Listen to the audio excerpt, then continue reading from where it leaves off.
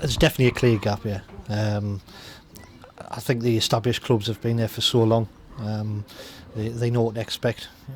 We've come up and just sort of got used to it during the season and performed better as the season's gone on. It's always going to be difficult to compete with them sort of sides and the support base that they've currently got. We're very much a smaller club, but it's not only the first time in the Northern League First Division, it's the first time in the history of the club, Northern League First Division. Some of these sides have been in this sort of level and higher previous. What they're doing and what they're bringing through the gate has got to help. But I think longer term, with the plans we have and if we keep improving, there's no reason why we can't compete. It's just not something that's going to happen overnight.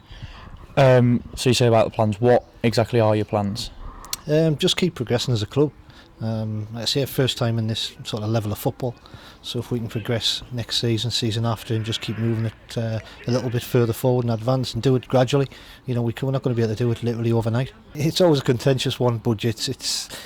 Yes, they've must have a fantastic budget. You're not going to have a squad of players to the level that they've got and not have a fantastic budget.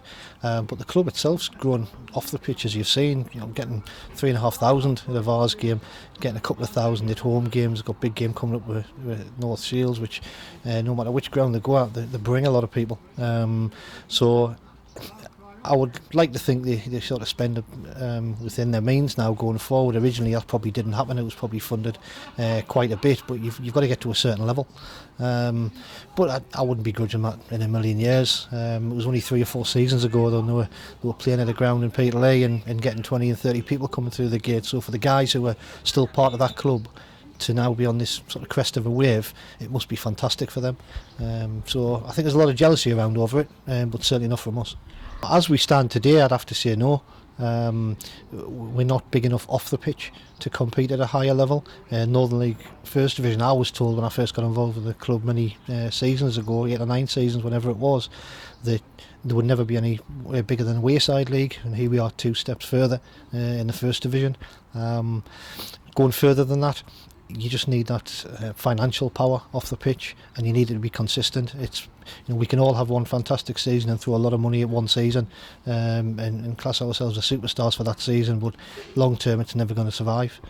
So it's got to be something that's within the club's means and the support that we currently get. There's a lot of work still to be done off the pitch for us to try and build that. So I think this is our level as we speak today. The management team's done really well to get the calibre of person at this club. Like I say, given the size we are and the level we've managed to get to, I don't see any reason why that won't continue. We're never going to compete or even try to compete. There is people out there, players who are just chasing money. They're not for us anyway, so whether we offered that money and got them on board, they're not the type of player that my guys want at this club.